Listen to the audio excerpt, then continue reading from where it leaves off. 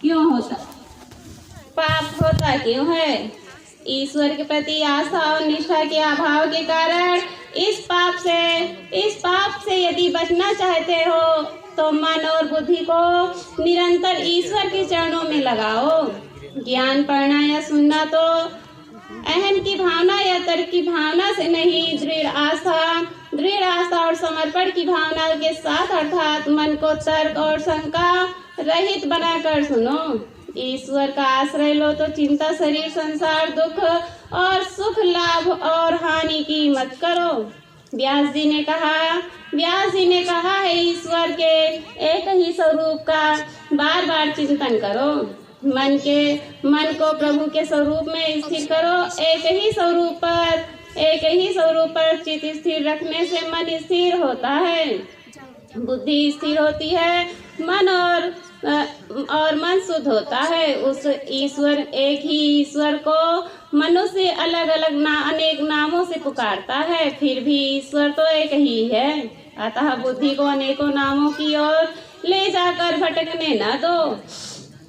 ईश्वर तो एक ही है, जिसका प्रकाश सर्वत्र फैला है। वह ईश्वर नाम से जो एक ही सर्वत्र है, वह सभी में प्रकाशित हो रहा है।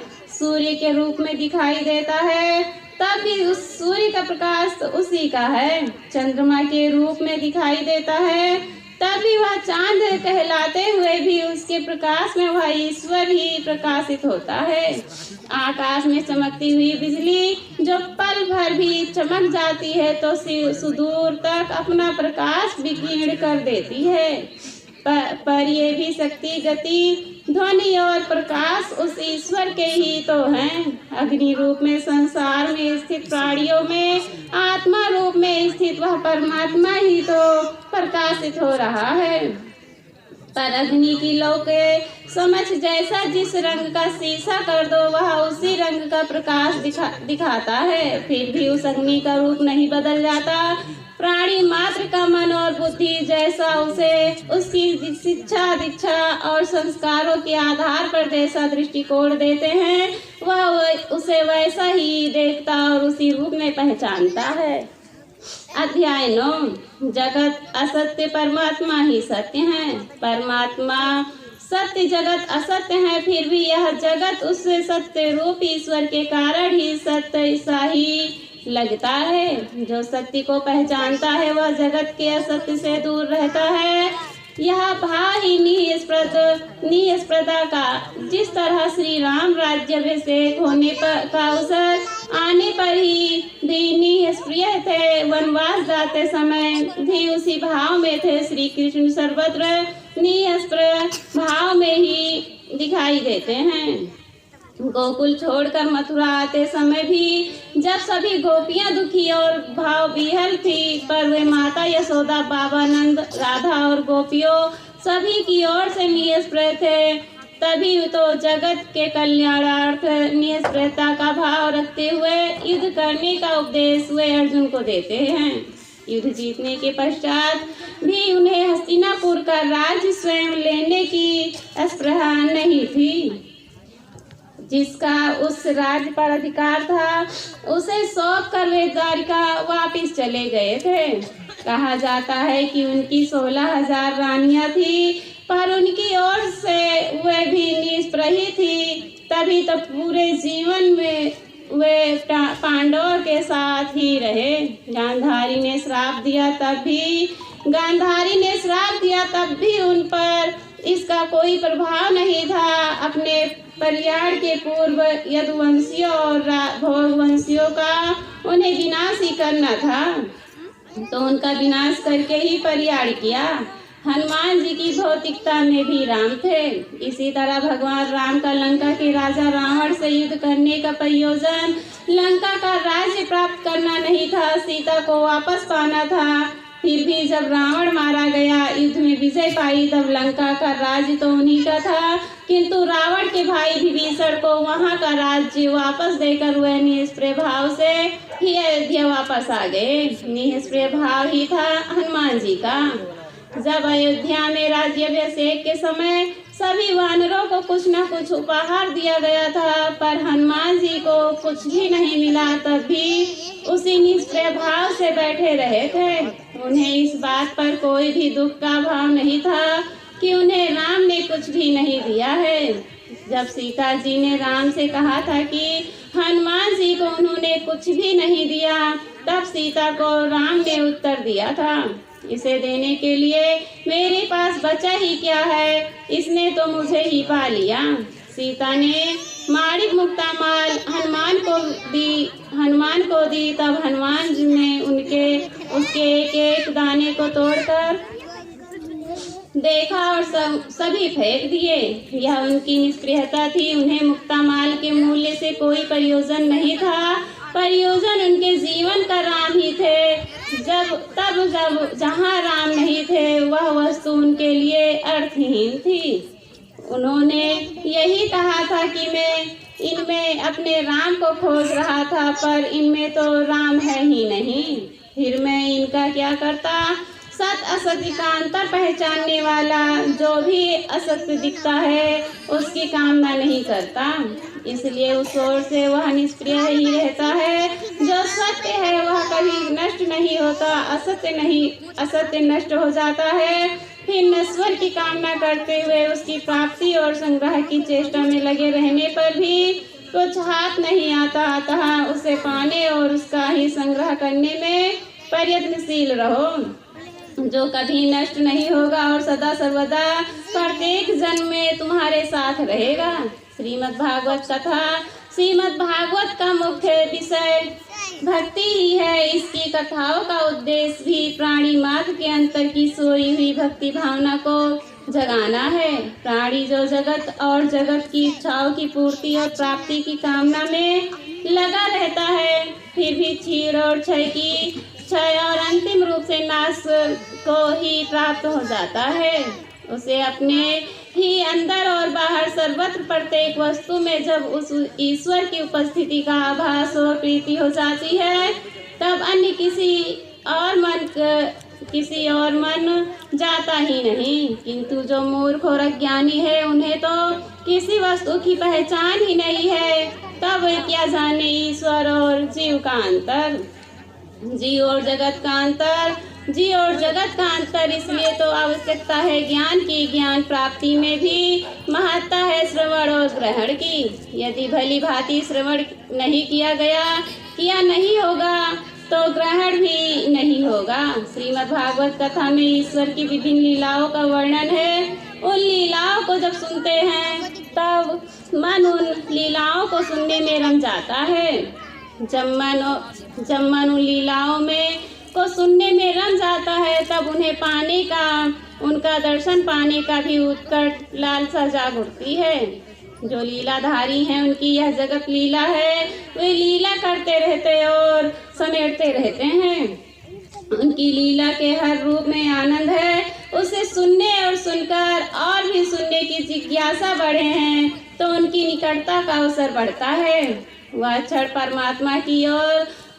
परमात्मा की ओर भी अधिक निकट ला देता है। यह निकटता पाने की भावना, उनके दर्शन की कामना, चिंतन और ध्यान के आधार बिंदु बन जाते हैं। इस तरह से मानव भक्ति तो सहज हो जाती है। जब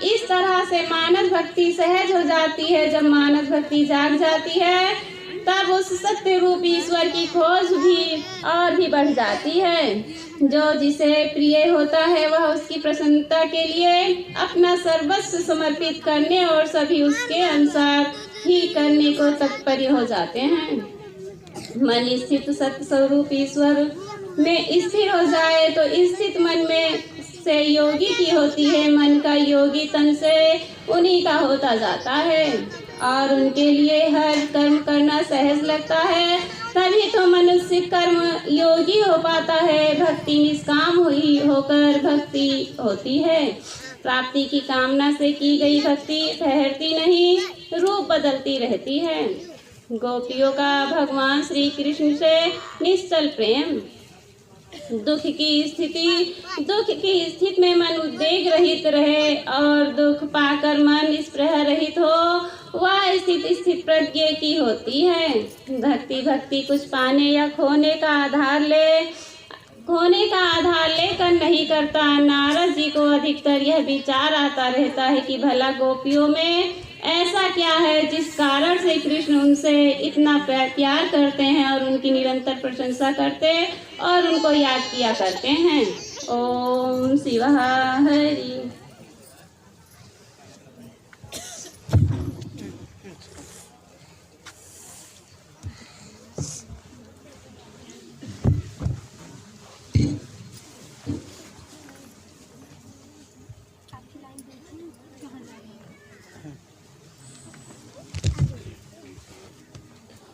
ओम शिवा हरि।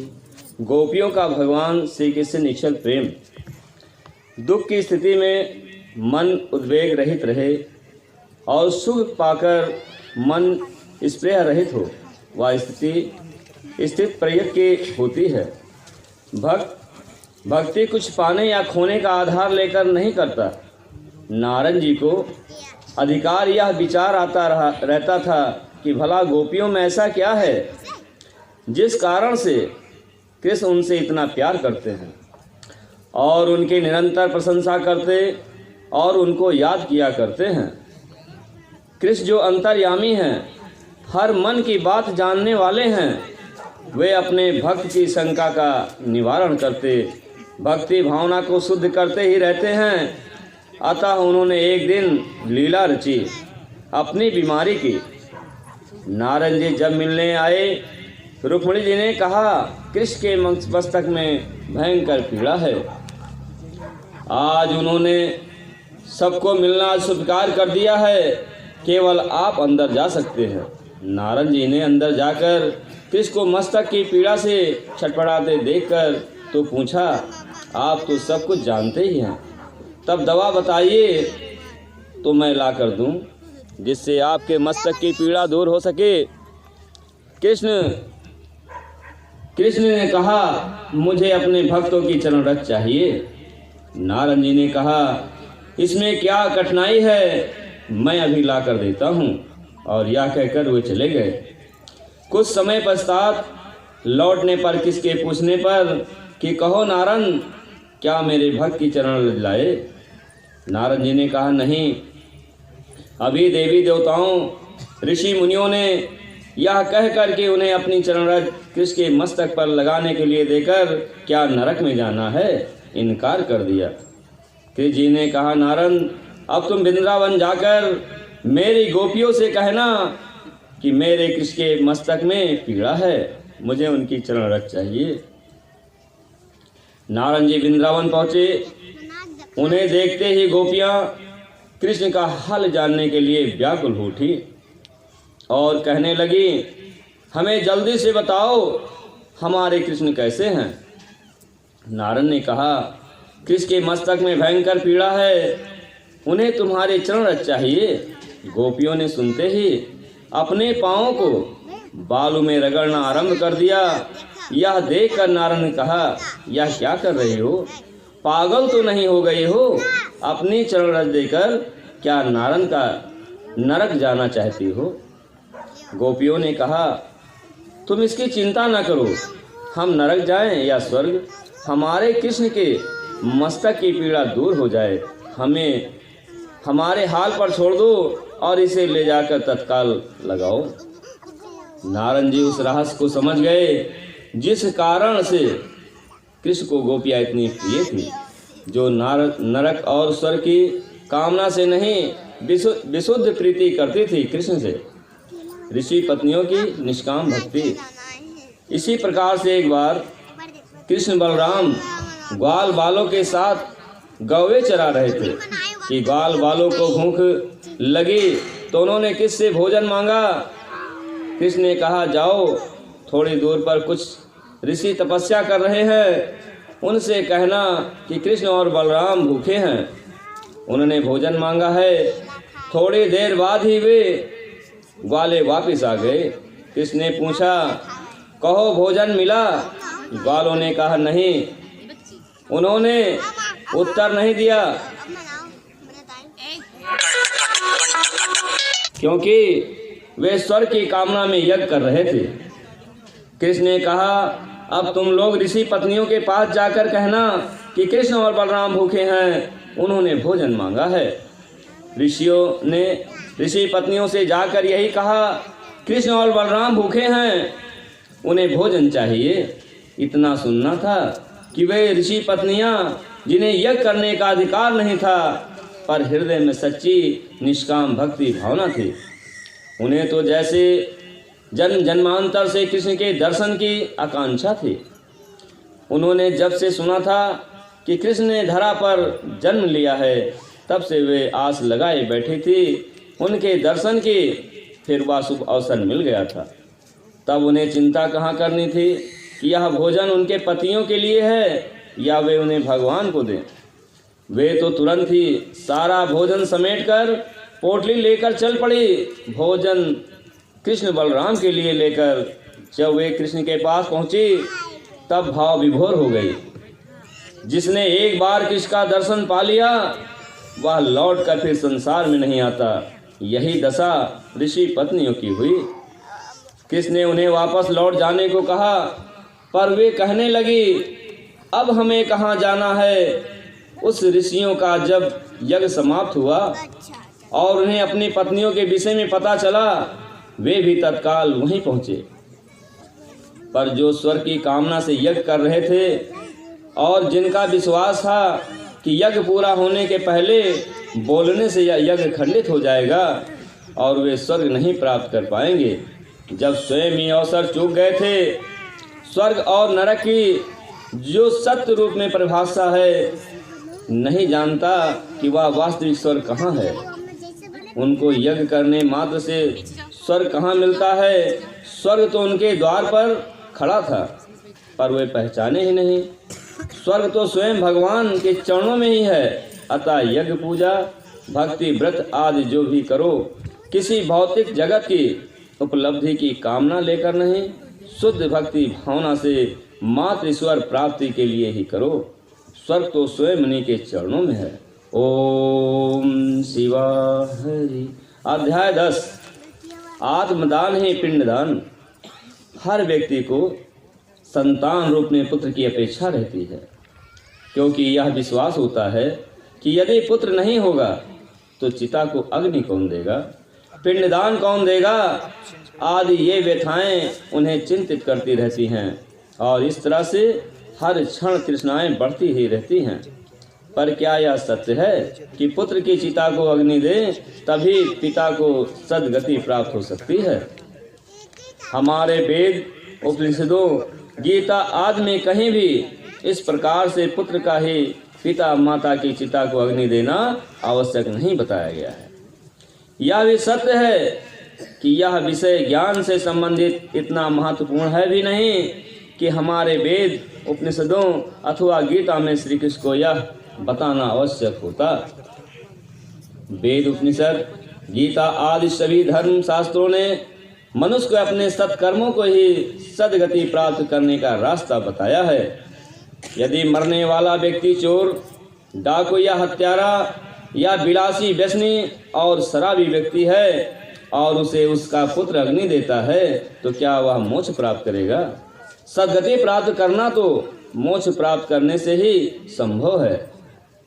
यदि व्यक्ति दुष्कर्मी रहा है और दुष्कर्मों के कारण उसे फांसी की सजा हुई है, या उसने जीवन काल में तत्काल जन्मी अथवा अपनी पत्नी की गर्भावस्था कन्या की यह मान कर कि वह कन्या है, या फिर घर में आई पुत्र वधू की हत्या की है, तब उन्हें उनके पुत्र के द्वारा चिता में अग्नि मिलने से क्या उसे सद्गति अर्थात मोक्ष प्राप्त हो सकती है? सभी धर्मशास्त्र मनुष्य को सद कर्मों पर बल देते हुए ही जीवन की सद्गति की राह बताते हैं। भक्ति, ज्ञान और कर्म ही साधना है सद्गति अथवा मोक्ष प्राप्त करने के। वंश की रक्षा अर्थात वंश को आगे बढ़ाने का भी क्या अर्थ है और क्या प्रयोजन होता है? वंश का नाम भी वंश के मनुष्य के सत्कर्मों के द्वारा सदा सदा ही संसार में याद रहता है। आज यदि देखा जाए तो श्री राम या श्री कृष्ण भी अपने वंश में अपने ही कर्मों के कारण याद किए जाते हैं। हनुमान जी ने तो गृहस्थ धर्म ही स्वीकार नहीं किया था, अतः पुत्र कोई न होने पर भी आज सभी उन्हें जानते हैं। इसी तरह स्वामी दयानंद जी भी केवल अपने ही कारणों से जनमानस की स्मृति में हैं। फिर क्या इन्हें सद्गति नहीं मिली? श्री कृष्ण की स्वधाम यात्रा के पश्चात उनकी चिता को भी अग्नि उनकी संतान ने नहीं, अर्जुन ने उन्हीं के आदेशानुसार दी है। यदि पुत्र के द्वारा ही सद्गति प्राप्त हो सकती तो आज हर पुत्र के पिता को सद्गति ही प्राप्त हो रही होती। श्राद्ध और पिंडदान से मनुष्य की मुक्ति संभव नहीं है। यह शरीर ही पिंड कहलाता है। इसे मृत्यु के पश्चात परमात्मा को अन्य कोई दान कर दे सकता है। पिंडदान का अर्थ ही है स्वयं अपने शरीर का दान, और यह तो बहुत ही श्रेष्ठ बात है कि मनुष्य परमात्मा को आत्मदान अर्थात अपना शरीर ही दान स्वरूप दे सके। इस पिंडदान को अन्य किसी को भी करने का अधिकार नहीं बनता है। ईश्वर को अपना जीवन अर्पण कर देने से ही व्यक्ति के अपने जीवन की सार्थकता है। अपना उद्धार, अपने कष्टों से अपना उद्धार भी अपने ही कर्मों के द्वारा संभव है। इसे यदि बैतरणी पार कराने की स्थिति के स्वरूप में सोचो कि मरते हुए व्यक्ति के हाथ में गाय या उसकी बछिया की पूंछ पकड़ाकर उस गाय या बछिया को पंडित जी को दान में दिलवा देने से यह मान लेना कि बैतरणी पार हो जाएगी, ये कहाँ संभव है। गाय या बछिया पंडित जी के पास रह जाती है और पंडित जी भी यहीं रह जाते हैं। फिर व्यक्ति की मृत्यु के पश्चात कौन सी बैतरणी नदी है जिसे पार कराने भी उसके साथ कौन जाता है। मनुष्य को बैतरणी पार कराना उसकी मृत्यु के पश्चात केवल उसे मृत्यु के कष्टों और बार बार जन्म और मृत्यु के बंधन से मुक्ति दिलाना होता है। या यहाँ कहा जा सकता है कि महिमा है दान की, और गाय की पूंछ पकड़वाने का अर्थ है शुद्ध भावना से किए हुए सत्कर्मों और मानवता की रक्षा किया हुआ दान। उसे जन्म मरण के कष्टों से मुक्त कराता है। श्रुति में कहा गया है जब तक ईश्वर का ज्ञान नहीं मिलता तब तक मुक्ति मिलना संभव ही नहीं है। ओम शिव हरि। अध्याय 11। भक्ति मार्ग में समर्पण मुख्य है। इस जगत में सुख पाने के अथवा मृत्यु के पश्चात मोक्ष पाने के 3 ही मार्ग हैं। भक्ति मार्ग, ज्ञान मार्ग और कर्म मार्ग। ज्ञान मार्ग असत्य मार्ग को छोड़कर सत्य मार्ग पर चलने को कहता है। भक्ति मार्ग संसार से प्रीति छोड़कर परमात्मा से प्रीति करने को कहता है। भक्ति भावना से प्रीति की एक स्थिति है, अतः भक्त भी भिन्न भिन्न प्रकार से होते हैं। भैया कृपा करके आगे बढ़ते लाया जाएगा। ओम शिवा हरि। पर वे जिस मार्ग पर भी चलते हैं सुखी रहते हैं। बिना बैराग के भक्ति कर पाना भी संभव नहीं है और तदनुकूल कर्म कर पाना भी संभव नहीं है। इस मार्ग में त्याग की भी आवश्यकता है। ज्ञान मार्ग, भक्ति मार्ग और कर्म मार्ग तीनों में ही आवश्यकता है समर्पण की। एक बार भृगु ऋषि यह पता लगाने के लिए कि देखें सबसे बड़ा देवता कौन है, बैकुंठ पहुँचे, जहाँ क्षीर सागर में शेषनाग की सैया पर भगवान विष्णु विश्राम कर रहे थे और लक्ष्मी जी उनकी सेवा कर रही थी।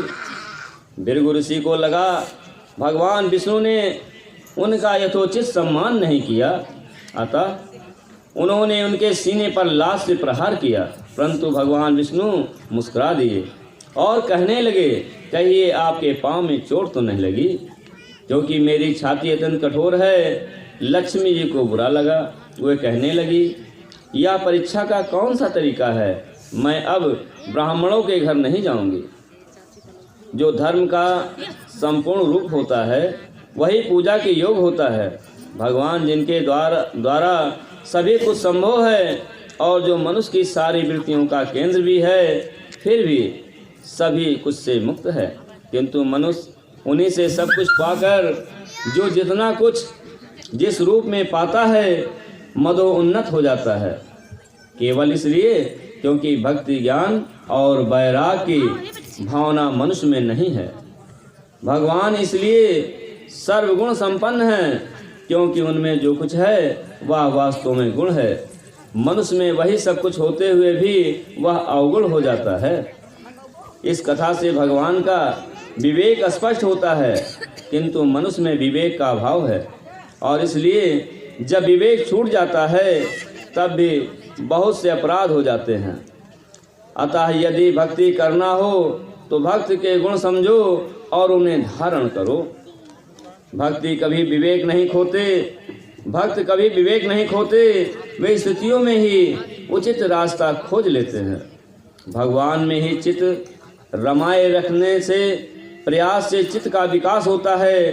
निरंतर ईश्वर के विषय में ज्ञान अर्जित करने की चेष्टा करते रहने से श्रद्धा दृढ़ होती है। कपिल देव अपनी माता देवहूति को शिक्षा देते हुए कहते हैं, हे माता, तीव्र भक्ति के बिना मुक्ति संभव नहीं है। तीव्र भक्ति का अर्थ है एक भी क्षण ईश्वर से अलग ना होना। कपिल अपनी माता से आगे कहते हैं, यह जगत दृश्यमान होते हुए भी सत्य नहीं है। जिस तरह से स्वप्न दिखाई देते समय सत्य जैसा ही दिखता है, फिर भी सत्य नहीं है। माता, यह जगत स्वप्न जैसा ही है।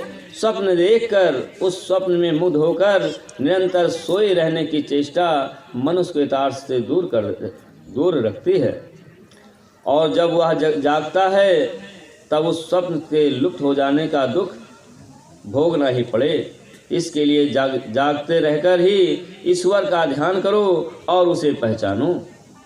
भोजन भी पवित्र अवस्था सात्विक ही जब किया जाता है तभी ध्यान और मन को स्थिर रख पाना संभव हो पाता है। कभी कभी मनुष्य से आँख और मन के द्वारा भी चोरी हो जाती है। अन्य की वस्तु का मन ही मन चिंतन करना भी चोरी ही है। जिस तरह से सामने सामने किसी पर अत्याचार और अन्याय होते देखकर भी पाप ही है। ईश्वर के अनेक रूप हैं, इनमें से किसी भी एक रूप में चित्त स्थिर करके ध्यान करो। ध्यान प्रभु के किसी एक रूप पर स्थिर करो, पर मन को स्थिर या अन्य वस्तु अथवा किसी भी शारीरिक इच्छा की ओर जाने न दो। जब ध्यान एकाग्र होकर उस ईश्वर पर ही टिकता है तब चित्त ईश्वर से एक निष्ठ होता है। दैहिक इच्छाओं संबंधों सभी ओर से मन बांधने की चेष्टा करो। इस जगत में तुम किसी को भी अपना कहो, पर सच तो यह है कि यह देह जो आपसे दिखती है और इस देह के कारण ही देहधारी अपने से दिखता है, यह तो केवल धोखा है। यह देह अपनी कही जाने वाली भी तो अपनी नहीं है। तभी तो कृष्ण के प्रयाण के समय जब अर्जुन दुखी हो उठा और कहने लगा, मुझे भी अपने साथ ले चलो, तब कृष्ण ने कहा था, क्या तू मेरे साथ आया था? जब तू मेरे साथ आया ही नहीं था तब मेरे साथ जाना किस लिए चाहता है? यही सत्य है, किसी का भी किसी से कोई नाता होता नहीं है। यदि स्थिति आज भी जाए और कहा भी जाए तब भी क्या कोई किसी की मृत्यु के समय स्वयं भी अपनी मृत्यु चाहेगा? ऐसा तो कोई भी नहीं होगा। ऐसा अवसर आने पर व्यक्ति को स्वयं से ही प्यार होता है। ओम शिवा हरि। जगत में किसी का भी किसी से कोई नाता नहीं होता। कहते हैं, एक लड़का जो किसी गुरु के पास शिक्षा ग्रहण करने जाया करता था, वहाँ उसने भक्ति और ज्ञान के साथ साथ प्राणायाम भी सीखा। वह अपने गुरु से बताता रहता था कि वह अपने परिवार का बहुत ही प्यारा है। उसके बिना उसके अपनों का जीवन जीवित रहना भी मुश्किल है। गुरु ने कहा, यह तुम्हारा अपना भ्रम है। यदि तुम्हें उनके प्यार पर इतना विश्वास है तो एक दिन जाकर अपनी माँ से कहना कि तुम्हें अपनी तबीयत बहुत खराब लग रही है, लगता है प्राण ही निकल जाएंगे। अतः तुम जाकर अपने कमरे में लेटे रहो। साथ ही यह भी कहना कि यदि तुम्हारी मृत्यु हो जाए तो तुम्हारी चिता जलाने के पूर्व वह मुझे अवश्य बुला लिया जाए। उस लड़के ने वैसा ही किया। उसके कमरे में जाने के बाद जब माँ वहाँ पहुँची तो उन्होंने अपने पुत्र को मरा हुआ पाया। यद्यपि वह प्राणायाम की स्थिति में था, पर वह प्रत्यक्ष में मृत दिख रहा था, लेकिन कानों से सभी कुछ सुनने में सामर्थ्य था। माँ रोना आरंभ किया। धीरे धीरे सभी वहाँ पर आ गए और सभी दुखी थे। धीरे धीरे उसके शव को शमशान ले जाने की व्यवस्था होने लगी। उसी समय माता को याद आया कि उसके पुत्र ने कहा था, मेरे शव को शमशान ले जाने से पहले मेरे गुरु को बुला लेना। अतः तुरंत गुरु को बुलाया गया। गुरु ने आकर देखा, फिर माँ से कहा, क्या आप अपने पुत्र का जीवन चाहती हो?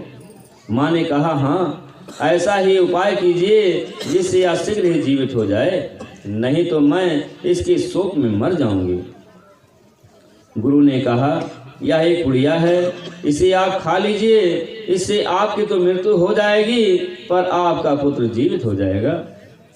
माता कहने लगी, भाई ऐसा कैसे हो सकता है, क्योंकि मुझे तो मेरी जन्मपत्री में एक और संतान होने का योग बताया गया है। तब मुझे तो पहले उसी को जन्म देना है। गुरु ने पिता से वही प्रश्न पूछा तो पिता कहने लगे कि मैंने तो अभी अभी अपना नया व्यापार आरंभ किया है, उसे कौन चलाएगा? यह पुत्र जीवित हो भी गया तो इसे इतना अनुभव कहाँ कि व्यापार चला सके। गुरु ने पत्नी से इसी प्रकार कहा तो पत्नी कहने लगी, मैं तो गर्भवती हूँ, अभी इनके पुत्र को जन्म देना है, अतः मैं किसी प्रकार पुड़िया खाकर मृत्यु को प्राप्त करूं। तब गुरु ने कहा, फिर मैं समझता हूँ कि मैं ही इस पुड़िया को खा लूँ ताकि इसको फिर से जीवन प्राप्त हो जाए। सभी ने मुक्त स्वर से हामी भरी कि यह तो बहुत ही अच्छी बात है, आप इस पुड़िया को खा लें। साधु संतों का जीवन तो होता ही है परहित के लिए। गुरु ने उस लड़के से कहा, अब तुम उठ जाओ और देखो, तुम समझते थे कि तुम्हारे मोह के कारण तुम्हारी मृत्यु पर ये मर जाएंगे, ऐसा कुछ नहीं होता। सभी को अपना जीवन ही प्रिय होता है, अतः कोई भी अपने जीवन से अधिक किसी से प्यार नहीं करता। यही बहुत बड़ा सत्य है कि यह देह निश्वर है, देह के संबंध भी व्यर्थ हैं, कोई से प्रीति नहीं करता, सभी अपने स्वार्थ से प्रीति करते हैं। कपिल मुनि माँ से कहने लगे, भगवान का चिंतन हो पाए या न हो पाए, सबसे पहले अपने मन से दैहिक बंधनों का चिंतन दूर कर दो। अपने दुख अपने आप ही सहने पड़ते हैं, कोई इनका बंटवारा नहीं करता।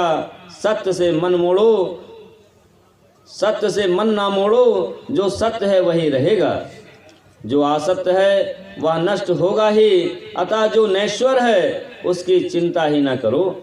नश्वर के नष्ट हो जाने की चिंता करोगी तो मन प्रभु से दूर ही होता रहेगा।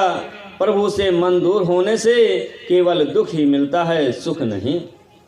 एक बार लक्ष्मी जी भगवान को खोज रहे थे, पर भगवान कहाँ थे यह नजर नहीं आ रहा था। खोजने पर एक स्थान पर लक्ष्मी जी ने प्रभु को ध्यान करते देखा तो कहा, आप किसका ध्यान कर रहे हैं? मैं तो आपको खोज रहे थे। भगवान ने कहा, मैं अपने भक्त का ध्यान कर रहा था।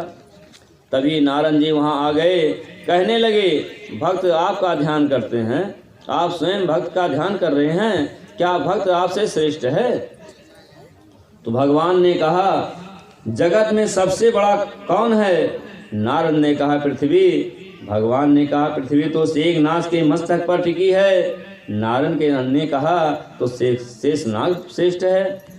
भगवान ने कहा, वह बड़ा कैसे हो गया? उसे तो भगवान शंकर ने अपने गले में डाल रखा है। नारद ने कहा, रावण श्रेष्ठ है, क्योंकि उसने तो कैलाश पर्वत ही हाथ में उठा लिया था। भगवान ने कहा, रावण कैसे बड़ा हो गया? उसे तो बाली ने अपने बगल में दबा रखा था।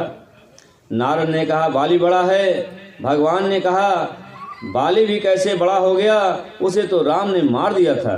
तब नारद ने कहा, तब तो आप ही श्रेष्ठ हैं। भगवान ने कहा, नहीं, भक्त मुझसे श्रेष्ठ है, क्योंकि मैं तो भक्त के हृदय में रहता हूँ। ओम शिवा हरि। अध्याय 12। सृष्टि की मर्यादा का जब अतिशय अतिक्रमण होने लगता है, तब व्यवस्था बनाए रखने के लिए भगवान अवतार लेते हैं। अनेक बार ऐसा ही होता है कि तप अथवा वरदान के प्रभाव से कोई असुर शक्ति प्राप्त कर लेता है और उसके अपराध अक्षम हो जाते हैं। भौतिक और अधिदैविक शक्तियां सामर्थ हो जाती हैं। तब सृष्टि की रक्षा का दायित्व निर्वाह करने के लिए भगवान विष्णु अवतार लेते हैं। ओम शिवा हरि।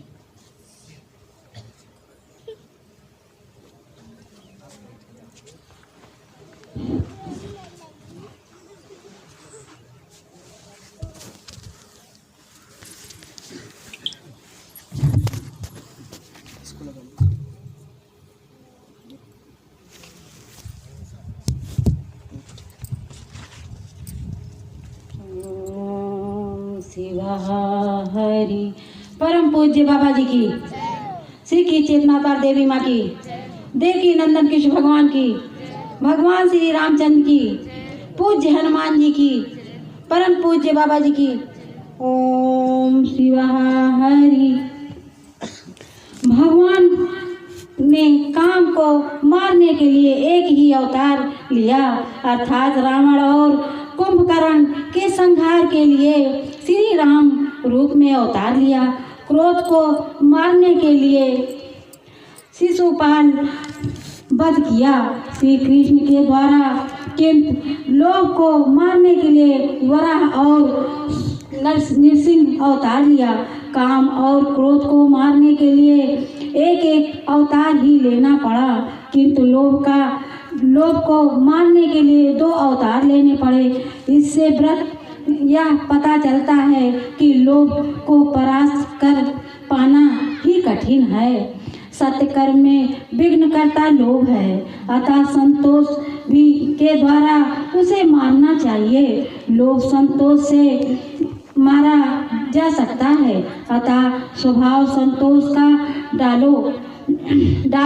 कहते हैं कि लोभ के प्रभाव से पृथ्वी दुख के सागर में डूब गई। इसको इसी तरह समझा जा सकता है कि जब पृथ्वी पर लोभ बढ़ता है, तब दुष्कर्म और अपराध व अन्याय बढ़ते ही है, और यह जो कुछ भी होता है, होता तो धरती पर ही है। अतः धरती जो माँ की भांति सभी को अपनी गोद में अपना ही अन्न फल आदि दूध रूप में पिला खिलाकर सभी को पालती है। जब अन्याय करने वाले अति की सीमा से भगवान के अवतारों के रूप और कारण अधिक अत्याचार करते हुए इस पृथ्वी पर अधिकार कर लेते हैं, तब धरती दुख रूपी सागर में डूब जाती है। फिर उसके उद्धार अथवा रक्षा के लिए ही प्रभु अवतार लेकर धरती पर प्रत्यक्ष होते हैं। और इस समय भगवान ने वराह अर्थात शूकर अवतार लिया। शूकर रूप में अवतार लेकर हिरण्यकश्यप का वध करके धरा को मुक्त किया, पृथ्वी को मनु को दे दिया। इसका रूप इस प्रकार भी कहा जा सकता है कि लोभ आदि का विनाश चित्त की शुद्धि से होता है। मन और चित्त की शुद्धि से ज्ञान प्राप्त होता है। वराह यज्ञ अवतार है। हिरण्यकश्यप को अपने बल का अहंकार हो गया था। लोभ बस पृथ्वी पर अधिकार किया था। अहंकार बस जब वह भगवान का ही अपमान करने लगा, तब भगवान ने वराह रूप धारण किया। वाणी भी पाप का मूल है।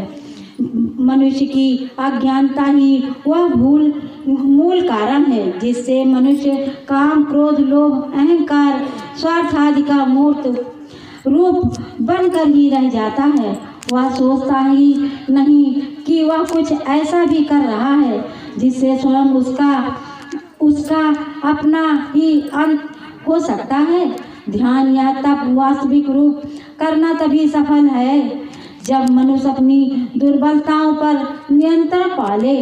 रावण भी ऐसा ही राक्षस है जो अहंकार और स्वार्थ का पुतला है। उसकी तपस्या का भी यही कारण है, वह अजर अमर हो सके। तपस्या का उद्देश्य भगवान का दर्शन पाना भी नहीं है, भगवान से कुछ पाना है। जो भगवान का दर्शन पाकर भी उनको ही ना पा सके और उनसे अपनी इच्छा पूर्ति या अजर अमर जीवन मांगता रहे, तो यह तो उसकी अज्ञानता या दुर्भाग्य ही है। यह तो सत्य है कि भगवान तो जो भी कोई भक्ति और पूजा की राह पर जो भी उनसे मांगता है उससे वे दे देते हैं, उनसे कुछ भी छिपा नहीं। फिर भी मनुष्य अज्ञानता के कारण समझता है कि उसने उन्हें छल लिया है। भगवान के हर कार्य का जहाँ कुछ न कुछ प्रयोजन अवश्य होता है, उसी प्रकार उनके वरदान देने या न देने का भी प्रयोजन होता है। उनकी इच्छा मात्र से तो यह जगत चलता है, फिर मनुष्य का जीवन तो उनकी इच्छा से विपरीत दिशा में किस प्रकार जा सकता है। रावण ने भी तपस्या के पश्चात जब भगवान विष्णु का दर्शन पाया, उन्होंने कहा वर मांगो। यह सुनकर उसने सोचा कि सबसे अधिक प्रिय तो अपनी देह और अपना जीवन ही होता है, अतः इस देह की अमरता ही क्यों न मान लूं। उसने कहा मैं कभी भी देवताओं या राक्षसों के द्वारा मारा न जाऊं। भगवान ने वैसा ही वर दे दिया। वरदान पाने के पश्चात वह और भी शक्तिशाली समझने लगा। उसने अपनी भक्ति और मृत्यु